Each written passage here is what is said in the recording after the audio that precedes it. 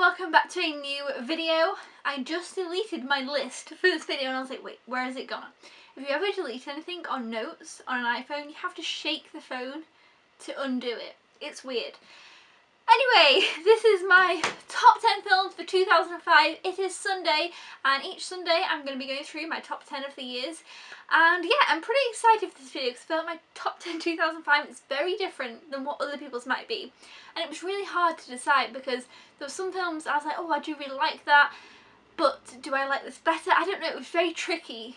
I found it difficult. So I feel like I'm not 100% sure on my list. I don't know, it's a difficult one. I don't know, I feel like I'm still almost going to change some things, but I'm not going to. I'm just going to kind of go through the list and you guys will see. It's a weird one, so let's see. Okay, so the first one on my list is my honourable mention of Harry Potter and the Goblet of Fire. This is definitely one of my favourites. I feel like I said that about most of them, but I love Goblet of Fire. It's fantastic. I really love the story. I love all the schools coming together. I love the dance. There's so much I love about this film. I really love it, but I do love all Harry Potters, but I particularly have a soft spot for Goblet of Fire. But yes, the Goblet of Fire came out this year, so I love that one. Then first on my list I have the Chronicles of Narnia. Okay, so when I was growing up I saw the Chronicles of Narnia and I just completely fell in love. It was so magical and snowy, and I feel like it's just a movie that it's just warm and fuzzy and I just really love it. I could watch it a bunch. It's great. I didn't like the second one very much, but I quite liked the third, but the first one's always just the best. It's a great film, it's a great family film, and I just really like the Chronicles of Narnia. So yeah, that's Narnia. The next one on the list is Hitch. I used to love this movie when I was kind of like in my younger teens. I really liked this. I watched it a bunch. I thought it was so funny. I loved Will Smith. It was just a go-to comedy for me and I thought it was fantastic. I haven't seen it for years, but from what I can remember, I feel like I would still love it and I still find it very funny because, like I say, I watched it again and again and again. That's kind of similar to a lot of the things on these lists because obviously I grew up watching a lot of these films, and so I'd watch them multiple times because I used to very much be a rewatcher, and now I find I'm not rewatching as much, but I loved Hitch. The next on the list is Coach Carter. I really enjoy kind of sports movies, and this is a basketball movie, but I thought it was just so good. I've only seen it about 2 or 3 times, but I love it. I feel like, again, it's one of my lists that I've not seen too much, and there's a couple I was going to put on that I've seen loads, and I was like, what do I prefer? I don't know, but I thought Coach Carter was a very good film, and I thought maybe it's a little bit underrated, so I definitely would recommend that one. I really enjoyed it, and I would like to rewatch it again soon because I've not seen it for a while. But I do have a soft spot for sports movies, and I don't know why. I just have this thing about them. But I'm not really into sports. I just enjoy sports type of movies. So yeah, Coach Carter. The next one is Corpse Bride. This is a movie that I loved when I was younger. I just thought it was so kind of creepy and weird. Obviously it's Tim Burton, and I think that I'd never really seen anything like this.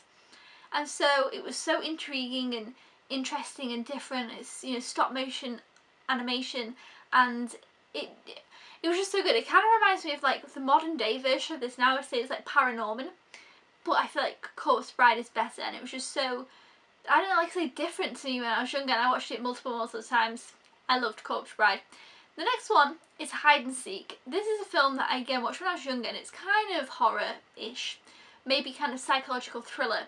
And this film just blew my mind. Like I said, I was quite young when I watched it, so I hadn't really seen much like this. It kind of built up to something, and then at the end I was like, whoa, and I was so shocked and surprised, and I watched this again and again and again and again, and I completely loved it. It also has Dakota Fanning in, and when I was younger I loved her. I thought she was fantastic and I liked all of her films, so yeah, I always watched anything that she was in because she always made films that I always really enjoyed. But Hide and Seek is very good. I definitely recommend it if you haven't seen it. I feel like it's quite underrated. It's also got Robert De Niro in. It's a good film. The next one on my list is Cinderella Man. This is actually also a kind of a sports movie.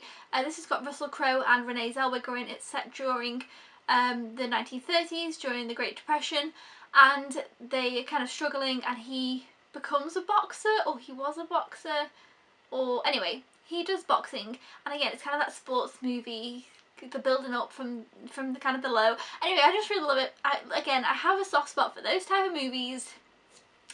I don't know why. You wouldn't really expect that maybe of me, but I just do. I love those type of things, and I think this is a really great one. Again, I've only seen it about, I think I've only seen it twice. 2 or 3 times. But I think it's great. And I also really like Russell Crowe. I feel like I'd watch most things with him in, and he's very good. So yeah, Cinderella Man. The next on the list is Nanny McPhee. I love Nanny McPhee. I think it's great, and I'm actually going to re-watch this one because I've not seen it for quite a few years. Again, watched it quite a lot when I was younger. Also enjoyed the second one. It's got Colin Firth and Emma Thompson in, and it's just a cool kind of different take on like kind of Mary Poppins, but different. And it's just, again, a fun family movie, and that's the kind of movies that I really miss like today. I feel like they don't make many of them, or they don't make many good ones. I feel like now they kind of just put out things and think, oh, you know, that'd be fine. If it's like a kids movie, that they won't notice, but I feel like in the past they made really good quality ones. And I think Nanny McPhee is definitely a great one. And like I said, I'm going to rewatch that one soon because I feel like I haven't seen it for a while, but it did deserve a place on this list. And then I have a movie that I don't think would have been on this list had I not have recently just rewatched it, and that's In Her Shoes. I recently rewatched this movie. It's got Toni Collette in and Cameron Diaz, both of which I think are fantastic, and I really enjoy their films. And I just loved it. I desperately want to rewatch it again soon. I only watched it a few weeks ago and I completely loved it, and I just thought it was so good and so fun, and I love the story, and I just want to watch it again. So it's definitely on my list now. Like, I honestly keep thinking about it all the time. I keep thinking, oh, I really want to watch that. But I think, well, I've only just watched it, you know, try and watch something else. And I just keep wanting to watch it. So it had to go on this list. Now the next one is one that I've only seen once. And I wasn't sure whether to put it on the list because, again, there was some other movies that I have, like, just in the kind of not on the list that were kind of possible, and I was switching them around and stuff. And I was like, do I want this one on or do I want another one on? But it's Kinky Boots. Me and my mum watched this for a Tuesday night movie night, and I feel like I had such a good night that Tuesday night movie night, and I really enjoyed the film. It was completely different from what I expected. I thought it was so funny, so different and clever, and I just really enjoyed it. And again, I've only seen it at one time, but it was such an enjoyable movie watching experience. I feel like maybe that's why I was like, yes, that's got to go on the list. But it was kind of the whole thing, so whether watching it again I would enjoy it as much, I don't know. But I really, really liked it. And when I looked at my other ones, I was like,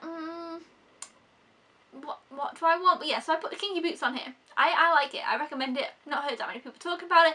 Of course, it's also, I think they had it on at the West End recently. It's obviously a kind of Broadway theatre show as well, which I think is really interesting. But yes, Kinky Boots. It's on the list. And finally, we have one that I grew up with. I really love, but wouldn't be on anybody else's list, and it's Because of Winn-Dixie. This is a dog movie, and I just absolutely loved it. I watched this movie again and again and again and again and again, and I was obsessed with it. I thought it was the best. So for me, I feel like these kind of early 2000 years are kind of very much more childhood movies that I completely loved and was obsessed with. Like I say, with Chronicles of Narnia, Hide and Seek, which is kind of a different one, Nanny McPhee, Because of Winn-Dixie. I loved these movies and I watched them so much that they just kind of really hold a place, so it had to go on the list. And I thought I would rewatch this one and I would really like it. And so, and it's, again, I feel like it's one I could watch multiple times. But yeah, Because of Winn-Dixie, it's a really cute dog movie, and it's set in this really cute little town, and I always love small town movies. They're always my kind of thing. So yeah, Because of Winn-Dixie is also on the list. Now, I feel like I just want to mention two others that were almost on the list but weren't quite. So some honourable mentions. First of all, we have War of the Worlds. Now, I know a lot of people don't like this. This is obviously the 2005 one with Tom Hanks and Dakota Fanning, but I always really liked this. Again, as I said, growing up, I really liked Dakota Fanning films, and I really liked War of the Worlds. I watched it a bunch. But I feel like I hadn't watched it for a long time, and I feel like if I was to rewatch it now, I don't know if I'd think it was as good. And it was one of the top films to come out in 2005, War of the Worlds was. So I'd be interested to know if it was on your list and how many people really like this. But like I say, I just wasn't sure if I was to rewatch it whether I would enjoy it as much as I enjoyed Kinky Boots. Like, I don't think I would. But I used to really like this version of War of the Worlds. And then my other one, which I just want to mention because I feel like I've talked a bit about Dakota Fanning in this video, I had Dreamer almost get on the list. That's another Dakota Fanning film with Kurt Russell, and it's a horse film that I just loved completely when I was younger. So that was almost on the list as well because I really do like that film. I think it's a very good film, and I would watch it now and continue to watch it. I think it's just a good, enjoyable film. So that was my top 10 of 2005. I feel like it's going to be different than other people's. Let me know yours down in the comments below. I've been getting film suggestions from them and kind of writing down a list of films that I need to watch from what you guys' top films are, so it's really fun. But yeah, let me know in the comments below. Thumbs up if you enjoy these videos. Make sure to tune in next week where I'll be doing my top 10 of 2006. And make sure to subscribe if you haven't already, or if you are a newbie, because we're nearly at 11,000 subscribers, which is awesome. So thank you so much, and I will see you then. Goodbye!